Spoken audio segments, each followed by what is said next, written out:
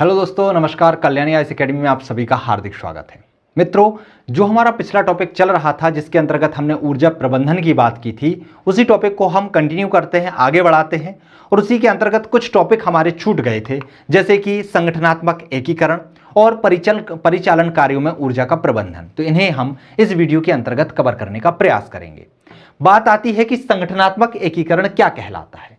देखिए, ऊर्जा के बहुत सारे मंत्रालय होते हैं और उन मंत्रालयों के द्वारा कार्यक्रम किए जाते हैं, अर्थात कार्य का संचालन किया जाता है। बहुत सारे नियामक होते हैं जो इन कार्यों को संचालित करते हैं।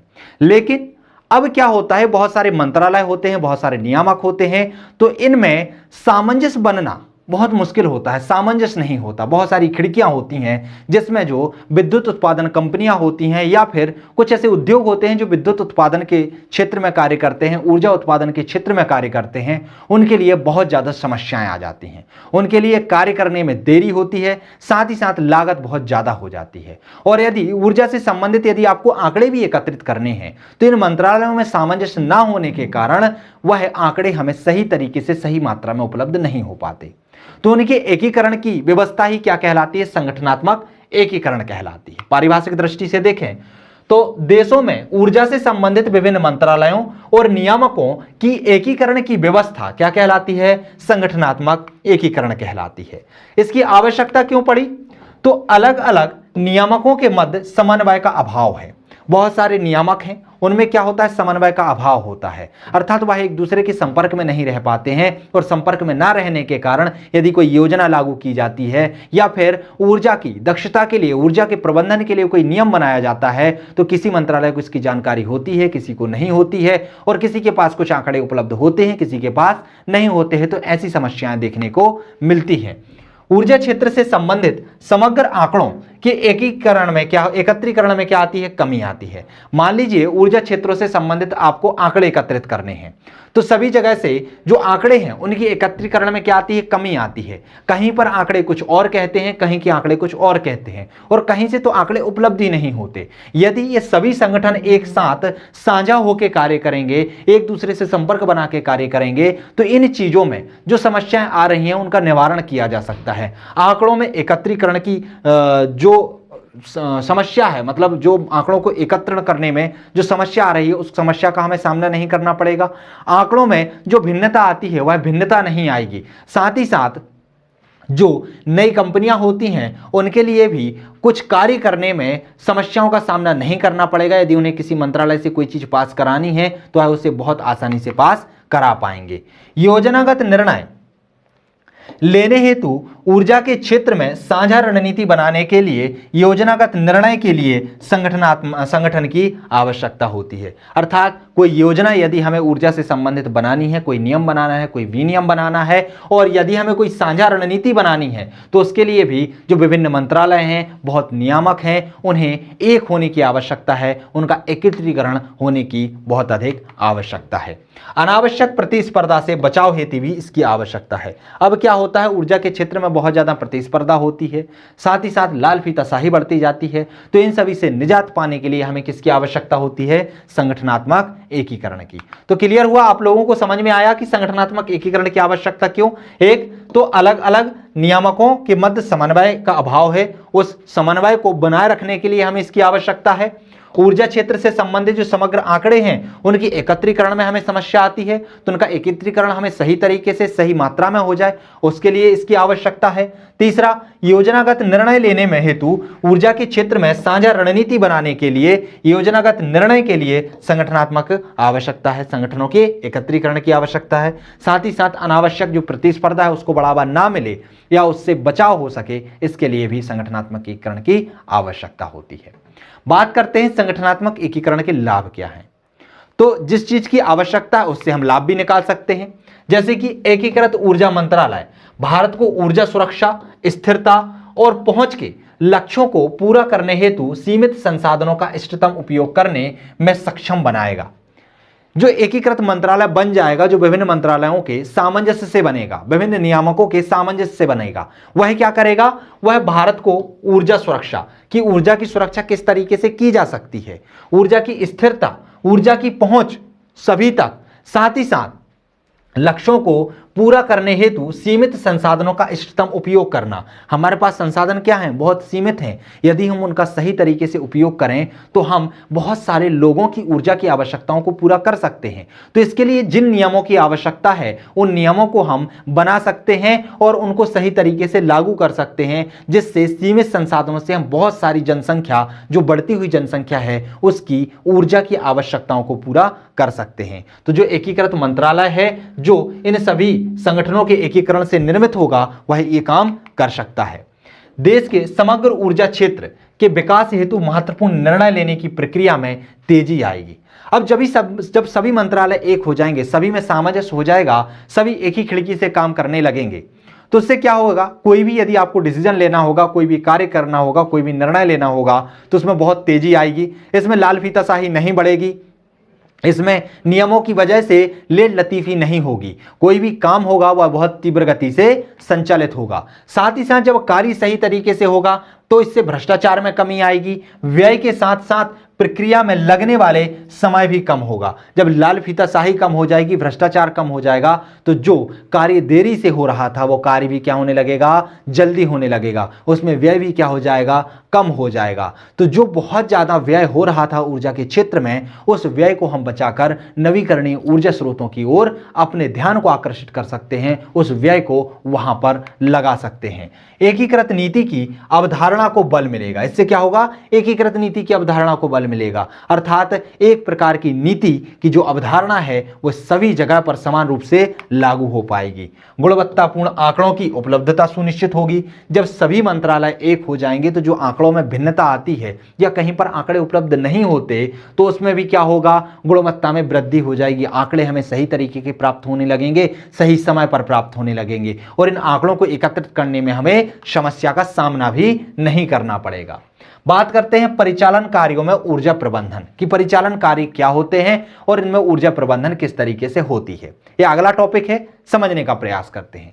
परिचालन कार्यों में ऊर्जा प्रबंधन को समझने से पहले हमें परिचालन कार्यों को समझना होगा कि आखिर परिचालन कार्य होते क्या हैं। तो देखिए, कोई भी संस्था होती है या कोई भी कंपनी होती है, जब वह किसी वस्तु का या किसी उत्पाद का निर्माण करती है, उसका उत्पादन करती है, तो वह क्या करेगी? उस वस्तु का उत्पादन करेगी, फिर उत्पादन करने के बाद उसे मार्केट में पहुंचाएगी, और मार्केट में पहुंचाने के बाद उसका क्या करेगी? वितरण करेगी। तो जब उसका उत्पादन होता है, उत्पादन के बाद मार्केट में परिवहन के माध्यम से पहुंचती है, और जब उसका वितरण होता है तो इसमें क्या होता है? तो इसमें जितनी भी क्रियाविधि कार्य कर रही होती है उसे क्या कहते हैं? परिचालन कार्य कहते हैं। और इन्हीं परिचालन कार्यों में बहुत सारी ऊर्जा की भी आवश्यकता होती है। जैसे कि जब वस्तु का आप उत्पादन कर रहे होते हैं तो उसे बनाने में आपको ऊर्जा का खर्चा होता है, ऊर्जा लग रही होती है। उस उद्योग को बनाने में, उस उद्योग को डालने में वहां पर बहुत सारी लाइट व्यवस्था करनी होती है। वहां पर जो ऊष्मा उत्पन्न हो रही है उसको बाहर निकालना, या फिर वहां पर एयर कंडीशनर की व्यवस्था करना। तो ऐसे क्या होता है? बहुत सारी ऊर्जा की वहां पर आवश्यकता होती है। फिर इनके परिवहन में भी ऊर्जा की आवश्यकता होती है, इनके वितरण में भी ऊर्जा की आवश्यकता होती है। तो जो ऊर्जा की खपत बहुत ज्यादा मात्रा में हो रही होती है, वह ऊर्जा की खपत बहुत ज्यादा ना हो, कम ऊर्जा की खपत के साथ इन कार्यों को सही तरीके से किया जाए, यही कहलाता है परिचालन कार्यों में ऊर्जा प्रबंधन। चलिए थ्योरी के रूप में हम इसे देख लेते हैं कि परिचालन कार्य क्या कहलाते हैं। तो कोई भी संस्था या संगठन द्वारा वस्तु एवं सेवाओं के उत्पादन व वितरण के दौरान की जाने वाली जो गतिविधियां होती हैं उन्हें क्या कहा जाता है? परिचालन कार्य कहा जाता है। और परिचालन कार्यों में ऊर्जा प्रबंधन क्या होगा? तो जब इन्हीं कार्यों में जो ऊर्जा लग रही है उसे हम क्या कर दें? कम कर दें। अर्थात परिचालन कार्यों में ऊर्जा अपव्यय को रोकना, जो अपव्यय हो रहा है ऊर्जा का उसे हम रोक दें, और ऊर्जा की दक्षता व ऊर्जा की संरक्षण, अर्थात ऊर्जा को बचाकर हम सही जगह पर लगाएं, तो वही क्या कहलाता है? परिचालन कार्यों में ऊर्जा प्रबंधन कहलाता है। तो ध्यान रखिएगा, इसमें ऊर्जा के अपव्यय को भी रोकना होता है, ऊर्जा की दक्षता को भी बढ़ाना होता है, और ऊर्जा का संरक्षण भी करना होता है। जब आप परिचालन कार्यों में इन सभी को करने लगेंगे तो वही कहलाता है परिचालन कार्यों में ऊर्जा प्रबंधन। उद्देश्य क्या है? किस उद्देश्य से इसे लाया गया है? तो कम से कम ऊर्जा खर्च हो। सबसे पहले तो ऊर्जा दक्षता को बनाए रखने के लिए। ऊर्जा दक्षता कैसे होगी? जब आप परिचालन कार्यों में ऊर्जा के खर्चे को कम कर दें, कम से कम ऊर्जा को खर्च करके अधिक से अधिक आप उत्पादन दें, अर्थात ऊर्जा दक्षता बनाए रखना इसका मुख्य उद्देश्य है। दूसरा, ऊर्जा का संरक्षण करना, अर्थात न्यूनतम ऊर्जा का व्यय हो, कम ऊर्जा में, ध्यान रखिए यहां क्या लिखा है, कम से कम ऊर्जा को खर्च करना, अर्थात ऊर्जा को ही आप कम खर्च करें। दूसरा, न्यूनतम ऊर्जा का व्यय हो। अब जो व्यय हो रहा है ऊर्जा का, वह क्या हो, कम से कम हो। व्यय को भी हम क्या कर दें, कम कर दें, अर्थात ऊर्जा का हम संरक्षण करें। साथ ही साथ ऊर्जा पर खर्चा कम हो। जब ऊर्जा पर खर्चा कम होगा तभी तो आप जो उत्पादन है उसमें वृद्धि कर पाएंगे। तो ऊर्जा पर खर्चा कम हो, ऊर्जा आयात पर निर्भरता कम हो। यदि ऊर्जा पर खर्चा अधिक होगा, ऊर्जा का उपयोग अधिक होगा, तो देश में तो इतने संसाधन है नहीं कि आप उनके माध्यम से ऊर्जा की पूर्ति कर लें। तो आपको ऊर्जा की पूर्ति के लिए क्या करना होगा, ऊर्जा का आयात करना होगा। और जब ऊर्जा का आयात करेंगे तो आपके पास जो विदेशी मुद्रा भंडार है वो भी कम होता जाएगा। साथ ही साथ हमें विदेशों पर निर्भर होना होगा। तो इसका उद्देश्य क्या है, ऊर्जा आयात पर निर्भरता कम करना, वैकल्पिक ऊर्जा स्रोतों को अपनाने पर जोर देना, ताकि हम परंपरागत ऊर्जा स्रोत जो हैं उन पर निर्भरता को कम करके वैकल्पिक ऊर्जा स्रोतों पर निर्भरता बढ़ाएंगे, जिससे पर्यावरण प्रदूषण भी कम होगा और जो हमारे परंपरागत ऊर्जा स्रोतों के भंडारण है वह भी भविष्य की पीढ़ी के लिए सुरक्षित बचे रहेंगे। तो क्लियर है, तो यह इसके उद्देश्य थे। क्लियर है किसके, परिचालन कार्य में ऊर्जा प्रबंधन के। परिचालन कार्य मैंने बता दिया कि किसी संगठन के द्वारा किसी भी उत्पाद के निर्माण में और उसके वितरण में जो भी क्रियाकलाप किए जाते हैं उसे परिचालन कार्य कहते हैं। और इसमें यदि हम ऊर्जा को कम करें, ऊर्जा की दक्षता बनाए रखें, ऊर्जा की सुरक्षा करें, कम व्यय पर अधिक उत्पादन करें, तो इसे ही कहते हैं परिचालन कार्यों में ऊर्जा प्रबंधन। और परिचालन कार्यों में ऊर्जा प्रबंधन के उद्देश्य क्या है, यह है कि हम ऊर्जा दक्षता को बनाए रखें, ऊर्जा संरक्षण को बनाए रखें, ऊर्जा पर हमारा खर्चा कम हो, ऊर्जा आयात पर हमारी निर्भरता कम हो, साथ ही साथ हम परंपरागत ऊर्जा स्रोतों की बजाय वैकल्पिक ऊर्जा स्रोतों पर निर्भरता को बढ़ाएं। बात कर लेते हैं इन जो परिचालन कार्यों में ऊर्जा प्रबंधन है उसके स्तर कितने हैं, कितने स्तरों पर यह कार्य करता है। तो पहला स्तर होता है सुविधा प्रबंधन। क्या होता है, सुविधा प्रबंधन। दूसरा होता है संभार तंत्र या रसद। तीसरा होता है ऊर्जा क्रय। चौथा होता है उत्पादन। पांचवा होता है उत्पादन योजना और नियंत्रण। और छठवां होता है रखरखाव। तो इतने स्तर होते हैं जिसके माध्यम से हम परिचालन कार्यों में ऊर्जा का प्रबंधन कर सकते हैं। एक एक को हम समझने का प्रयास करते हैं। पहला होता है ऊर्जा प्रबंधन। ऊर्जा प्रबंधन क्या होता है, ऊर्जा की व्यवस्था के साथ साथ लागत को कम करना। मतलब कोई भी उद्योग है, कोई भी संस्था है, वहां पर जब आप ऊर्जा को वहां पर व्यवस्थित करते हैं या ऊर्जा की व्यवस्था करते हैं, उनको ऊर्जा उपलब्ध कराते हैं, तो ऊर्जा की व्यवस्था के साथ साथ उसकी लागत भी आप कम कर दें कि वह कम लागत पर उस ऊर्जा को प्राप्त कर पाए। यही क्या होती है, उन्हें सुविधा प्रदान करना होता है ऊर्जा की तरफ से। पारिस्थितिकी आधारित, जोखिम आधारित और गुणवत्ता आधारित लक्ष्यों को प्राप्त करना। और ऊर्जा ऐसी हो जो कि पारिस्थितिकी आधारित हो, अर्थात जिसका उपभोग करने से पर्यावरण का प्रदूषण ना बढ़े, जिसका उपयोग करने से जोखिम की संभावना बहुत कम हो, जिसके उपयोग करने से गुणवत्ता में वृद्धि हो। जैसे कि हम एलईडी बल्बों की बात करें और जो ऊर्जा प्राप्त हो रही है वह परंपरागत की जगह पर गैर परंपरागत ऊर्जा स्रोतों से हो। जैसे कोई कंपनी यदि लग रही है और उसे यदि आप ऊर्जा उपलब्ध करा रहे हैं और उसे यदि आपने सौर पैनल उपलब्ध करा दिए, तो सौर पैनल की वजह से वह दिन में ऊर्जा का अवशोषण भी कर सकते हैं और रात में उनका उपयोग भी कर सकते हैं। और अब इससे क्या होगा, जो परंपरागत ऊर्जा स्रोतों से निर्भरता कम होगी, पूर्णतः समाप्त तो नहीं होगी। दिन के समय वह उपयोग किसका करेंगे, परंपरागत ऊर्जा स्रोतों से करेंगे, और रात के समय जो गैर परंपरागत ऊर्जा स्रोत हैं, जो वैकल्पिक ऊर्जा स्रोत हैं, उनसे ऊर्जा की प्राप्ति करेंगे। तो इससे क्या होगी, उनकी जो लागत है वह भी कम हो जाएगी, उनको गुणवत्तापूर्ण ऊर्जा भी प्राप्त होगी। साथ ही साथ अंदर इस तरीके के मटेरियल का निर्माण करना ताकि ऊर्जा की खपत भी क्या हो, बहुत कम हो। तो यही क्या होती है, सुविधा का प्रबंधन होता है। उन्हें इस तरीके की सुविधा उपलब्ध कराई जाए जिससे ऊर्जा कम से कम खर्च हो। वैकल्पिक ऊर्जा स्रोतों का विकास करना। फिर होता है संभर तंत्र और रसद। अब जब किसी चीज का उत्पादन हो जाता है तो उसे एक जगह से दूसरी जगह पर ले जाना होता है। जब एक जगह से दूसरी जगह पर हम ले जाते हैं तो परिवहन के द्वारा उसमें क्या होती है, ऊर्जा की बहुत ज्यादा हानि होती है। तो हमें क्या करना होगा, उस ऊर्जा की हानि से बचने के लिए, साथ ही साथ उस ऊर्जा का उपयोग करने से पर्यावरण प्रदूषण भी होता है। मान लीजिए आपने वाहनों के माध्यम से उस उत्पाद को एक जगह से दूसरी जगह पर पहुंचाया, तो उसके लिए वाहन को चलाने के लिए आपको पेट्रोलियम की जरूरत पड़ेगी, पेट्रोल और डीजल की जरूरत पड़ेगी। इससे बहुत सारा पर्यावरण प्रदूषण भी होगा। तो आपको क्या करना पड़ेगा, इको फ्रेंडली जो ट्रांसपोर्ट है उसके कैरियर तैयार करने होंगे, जैसे कि रेल और जलमार्गों के माध्यम से क्या होता है, पर्यावरण प्रदूषण कम होता है और अधिक मात्रा में माल एक स्थान से दूसरे स्थान पर पहुंच जाता है। दूसरा, कारपोरेट नेटवर्क का गठन करना जो माल ढुलाई एवं परिवहन सेवाओं से जुड़ा हो। अब इससे क्या होगा, ये जब नेटवर्क बन जाएगा तो इसका वितरण भी बहुत आसानी से बहुत कम खर्चे पर हो पाएगा। साथ ही साथ जो पर्यावरण के अनुसार जो भार होता है और जो माल ढुलाई होती है उसमें भी खर्चा कम हो, इस दिशा में भी कार्य करना क्या आता है, संभर तंत्र और रसद आता है। ऊर्जा किराए, अब मान लीजिए आपने उद्योग डाल दिया, लेकिन उद्योग को चलाने के लिए अब ऊर्जा की कमी हो रही है। जो आप ऊर्जा आपके यहां थी उसकी आपको कमी पड़ रही है, तो इसके लिए आप क्या कर सकते हैं, संविदा के आधार पर या किसी निविदा के आधार पर आप किसी दूसरे से या तीसरे पक्ष से ऊर्जा की प्राप्ति कर सकें, ऊर्जा का क्रय कर सकें। वह क्या आता है, ऊर्जा क्रय के अंतर्गत आता है। वह आर्थिक क्रिया जिसके द्वारा ऊर्जा की उपलब्धता सुनिश्चित की जाती है, अर्थात ऊर्जा आपको कितनी मात्रा में कहां से उपलब्ध होगी इसे सुनिश्चित किया जाता है।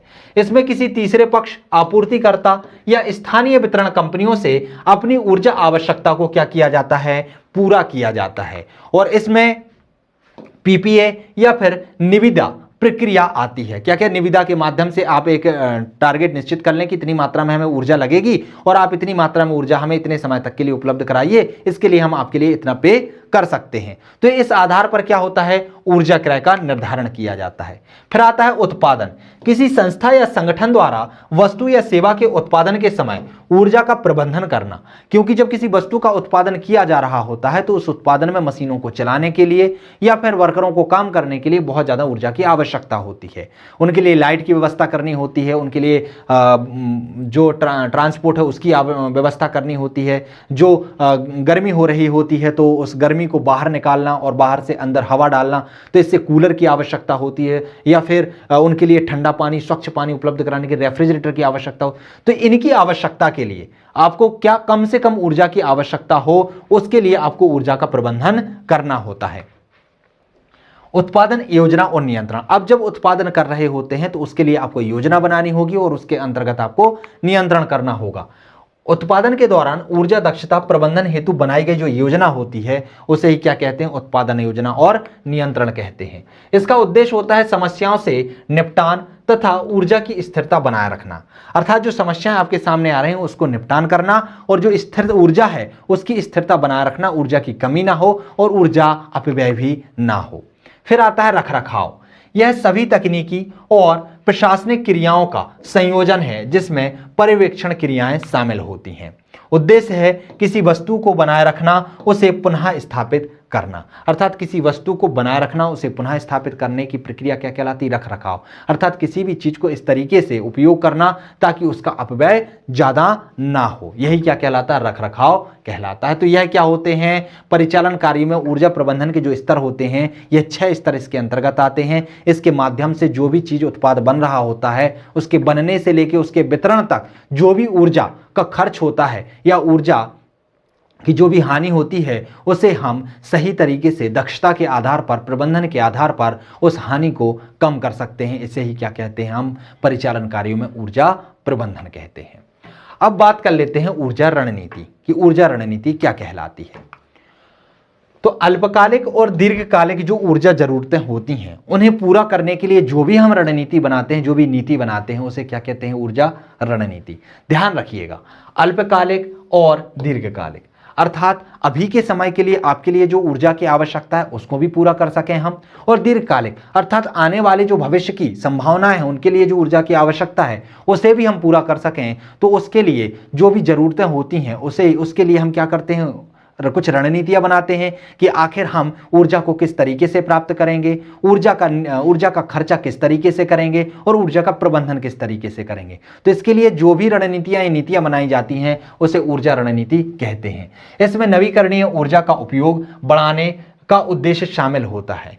तो आपको पता है कि जो हमारे परंपरागत ऊर्जा स्रोत हैं उनकी मात्रा कैसी है, सीमित है, और यदि हम उन पर निर्भरता बनाए रखेंगे तो हमारे भंडारण समाप्त हो जाएंगे। तो इससे हमारी अल्पकालिक आवश्यकताओं की तो पूर्ति हो जाएगी, लेकिन दीर्घकालिक आवश्यकताओं की पूर्ति नहीं हो पाएगी। और यदि आपको दीर्घकालिक ऊर्जाओं की आवश्यकताओं की पूर्ति करनी है तो उसके लिए आपको परंपरागत ऊर्जा स्रोतों से निर्भरता को कम कर कर हमें वैकल्पिक ऊर्जा स्रोत और नवीकरणीय ऊर्जा स्रोत पर निर्भरता को बढ़ाना होगा। वैकल्पिक ऊर्जा स्रोतों की खोज करनी होगी और उसके क्षेत्र में तकनीकी का हमें विकास करना होगा। ऊर्जा निवेश पर निर्णय लेने के लिए मानदंड जैसे उत्पादन सेवाएं निर्धारित की जाती हैं। इसमें क्या किया जाता है, ऊर्जा निवेश पर निर्णय लेने के मानदंड भी निर्धारित किए जाते हैं कि इसके क्या क्या मानदंड होने चाहिए। इसमें किस किस पर जोर दिया जाता है, तो इसमें घरेलू परंपरागत ऊर्जा स्रोतों के उत्पादन में वृद्धि करने पर जोर दिया जाता है। अब आप बोल रहे होंगे, सोच रहे होंगे कि सर ने तो बोला था कि परंपरागत ऊर्जा स्रोतों से हमारे लिए निर्भरता को कम करना है और गैर परंपरागत ऊर्जा स्रोतों पर बढ़ाना है, और यहां पर तो जोर देने की बात की जा रही है घरेलू परंपरागत ऊर्जा स्रोतों पर। तो मैं बता देता हूं, देखिए, एक होते हैं, मैंने आपको बताया था, वाणिज्यिक ऊर्जा स्रोत, और एक होते हैं गैर वाणिज्यिक ऊर्जा स्रोत। गैर वाणिज्यिक ऊर्जा स्रोत में जो घरेलू जलाऊ लकड़ी होती है, जो गोबर होता है, जो कंडा होता है, इसके माध्यम से भी हम ऊर्जा प्राप्त कर सकते हैं। जैसे कि गाय के गोबर से आप गोबर गैस बना सकते हैं। गोबर गैस इस तरीके से होता है, तो गोबर गैस बना सकते हैं। और गोबर गैस में इधर है ना, गोबर गैस के माध्यम से आप जो गैस है उसको खाना पकाने में या घरों की लाइट में उपयोग कर सकते हैं। तो ये क्या हो रहा है, इसके माध्यम से आप बड़े स्तर पर तो ऊर्जा प्राप्त नहीं कर सकते, लेकिन छोटे स्तर पर, घरेलू स्तर पर ऊर्जा की मांग को पूरा कर सकते हैं। तो इस तरीके से यदि हम छोटे छोटे स्तर पर, जो गांव स्तर है, यहां पर गोबर गैस का डेवलप कर दें, लकड़ी के स्तर पर, या फिर हम जो कंडे हैं इसके माध्यम से ऊर्जा को प्रोत्साहन करें, तो उससे जो ऊर्जा की मात्रा है वो क्या हो जाएगी, बहुत ज्यादा कम हो जाएगी। जो परंपरागत ऊर्जा स्रोत, हम कोयले पर बहुत ज्यादा मात्रा में निर्भर हैं, या फिर हम प्राकृतिक तेलों पर या प्राकृतिक गैसों पर जो निर्भर हैं, वह निर्भरता हमारी क्या होती जाएगी, कम होती जाएगी। तो इसमें हमें क्या करना चाहिए, घरेलू परंपरागत स्रोतों पर निर्भरता को बढ़ाना चाहिए, उसमें अन्वेषण करना चाहिए। खनिज तेल की मांग का नियमन करने पर हमें क्या करना चाहिए, जो खनिज तेल की मांग है उसे कम से कम करना होगा, है ना। साथ ही साथ ऊर्जा संरक्षण एवं ऊर्जा बचत पर, इसमें किस पे जोर दिया जाता है कि ऊर्जा का संरक्षण हो, अर्थात ऊर्जा का अपव्यय ना हो, और ऊर्जा का उपयोग जहां पर होना है वहीं पर हम उसका उपयोग करें, अनर्गल ऊर्जा का उपयोग ना करें। ऊर्जा के गैर परंपरागत स्रोतों के प्रयोग को प्रोत्साहन देना। किस पर, गैर परंपरागत, अर्थात परंपरागत ऊर्जा स्रोतों से हटकर हमें गैर परंपरागत ऊर्जा स्रोतों की प्रोत्साहन को क्या करना होगा, बढ़ावा देना होगा। नई विकसित हो रही ऊर्जा तकनीकी के बारे में अनुसंधान एवं विकास कार्यों में तीव्रता लाने पर। तो ये किस किस पर काम करता है, समझ में आया आप सभी को। एक तो घरेलू परंपरागत ऊर्जा स्रोत हैं, उनके उत्पादन में वृद्धि करने पर, ताकि बहुत सारे गोबर गैसों का निर्माण किया जा सके और उससे घरेलू स्तर की ऊर्जा की आवश्यकता की पूर्ति की जा सके। साथ ही साथ खनिज तेल की मांग का नियमन करने पर, जो खनिज तेल की मांग है वो धीरे धीरे कम होती जाए। इलेक्ट्रॉनिक जो वाहन होते हों उनकी वृद्धि की जाए। ऊर्जा संरक्षण और ऊर्जा बचत पर, ऊर्जा के गैर परंपरागत स्रोतों के प्रयोग और प्रोत्साहन पर, और नई विकसित हो रही ऊर्जा तकनीकों के बारे में अनुसंधान विकास कार्यक्रमों में तीव्रता लाने पर, ताकि अनुसंधान किया जा सके और जो नई विकसित तकनीकी हैं उन्हें प्रोत्साहन दिया जा सके। तो क्लियर है, इसमें इन चीजों पर बात हो जाती है। अब बात कर लेते हैं ऊर्जा रणनीति के मुद्दे एवं चुनौतियां। ये आपके सिलेबस में सीधा टॉपिक के रूप में दिया गया है कि ऊर्जा रणनीति के मुद्दे और चुनौतियां क्या क्या हैं। तो ध्यान रखिएगा, यहां से दीर्घोत्तरीय प्रश्न भी बन सकता है, लघुत्तरीय भी बन सकता है, और अति लघुत्तरीय प्रश्न भी बन सकता है। तो जो ऊर्जा रणनीति से संबंधित मुद्दे और चुनौतियां हैं, इन्हें हम लोगों ने, जो आपको यहाँ पर हैं, यहाँ पर मैंने सिर्फ की पॉइंट लिख के दिए हैं जो कि आपके 5 नंबर के प्रश्न में काम करेंगे, लेकिन इनको मैं डिटेल में समझा देता हूँ, क्योंकि अभी तक आपने जो कुछ भी पढ़ा है वह सभी आप इसमें उपयोग कर सकते हैं। उसके माध्यम से इस प्रश्न को जितना बड़ा चाहें उतना बड़ा लिख सकते हैं, लेकिन जितना बड़ा चाहें से मतलब क्या है, आपके लिए शब्द सीमा फिक्स है, आपको 200 शब्दों से बड़ा आंसर नहीं लिखना है। तो अधिकतम ये कितना पूछा जा सकता है, 200 शब्दों का पूछा जा सकता है, और कम से कम 5 नंबर का पूछा जा सकता है। 5 नंबर में आपको 50 शब्द या 6 लाइनें, 5 या 6 लाइनें लिखनी होंगी। तो ठीक है, चलिए 5-6 लाइनों के हिसाब से हम समझते हैं, पढ़ते हैं और समझने का प्रयास करेंगे कि इसे 200 शब्दों में किस तरीके से लिखेंगे। तो जनसंख्या वृद्धि, ऊर्जा रणनीति के मुद्दे और चुनौतियां। ऊर्जा की रणनीति बनाने में सबसे बड़ी चुनौती है जनसंख्या वृद्धि।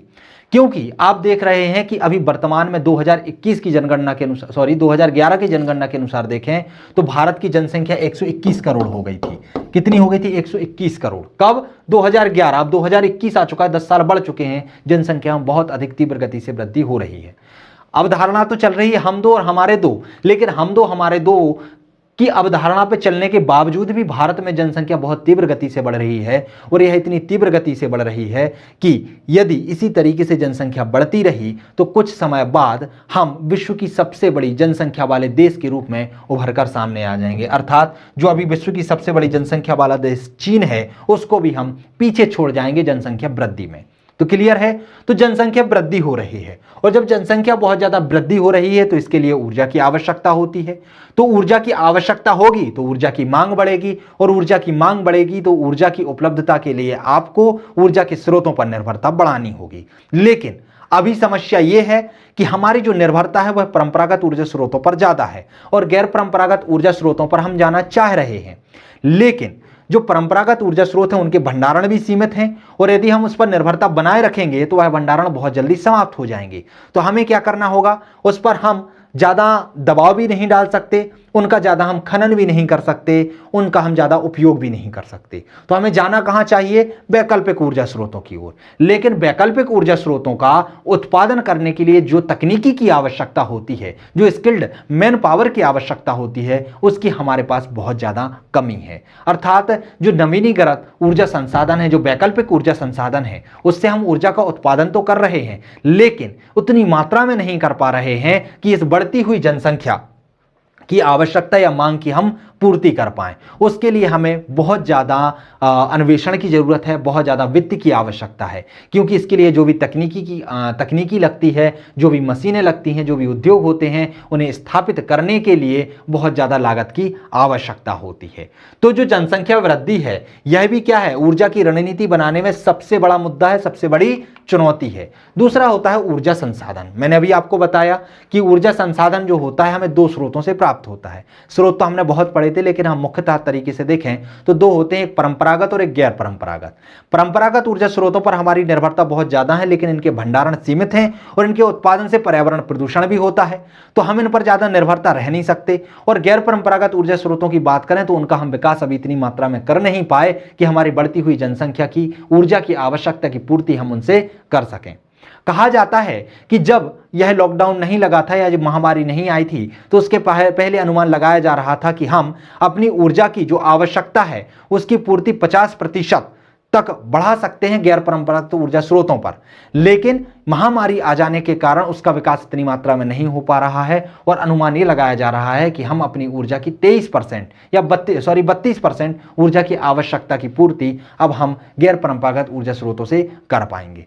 तो ये बहुत कम है, क्योंकि 100% यदि आपको ऊर्जा चाहिए तो उसमें से मात्र 33 या 32% ऊर्जा आप गैर परंपरागत ऊर्जा स्रोतों से प्राप्त कर रहे हैं, और सबसे ज्यादा निर्भर आप किस पर हैं? परंपरागत ऊर्जा स्रोत। और परंपरागत ऊर्जा स्रोत की भी बात करें तो उस पर भी आपकी सबसे ज्यादा ऊर्जा जो निर्भरता है वह है कोयले पर। कोयले के भंडारण भारत में हैं, लेकिन इसके दहन से बहुत ज्यादा समस्याएं देखने को आती हैं, जैसे कि हम पहले भी देख चुके हैं कि इसके दहन से जो ग्लोबल वार्मिंग के लिए उत्तरदायी गैसें होती हैं वह उत्पन्न होती हैं, साथ ही साथ पर्यावरण प्रदूषण होता है, साथ ही साथ इसके साथ अपशिष्ट भी निकलता है, जिसके निस्तारण के लिए भी समस्याओं का हमें सामना करना पड़ता है।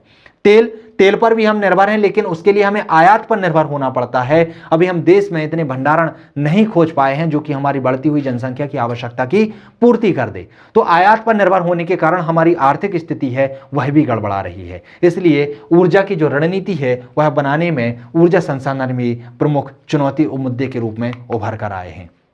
ऊर्जा की दक्ष तकनीकी अर्थात क्या होता है? जो सही तरीके की तकनीकी है जिसके माध्यम से हम पर्यावरणीय हितैषी ऊर्जा स्रोतों के माध्यम से ऊर्जा का उत्पादन कर सकें, वह उत्पादन करने के लिए जिस तकनीकी की आवश्यकता होती है वह तकनीकी का विकास हम सही तरीके से नहीं कर पा रहे हैं। साथ ही साथ हमारे पास जो आधारभूत इंफ्रास्ट्रक्चर है वह भी इतना अच्छा नहीं है जिसके माध्यम से हम इस ऊर्जा को उत्पादन कर सकें।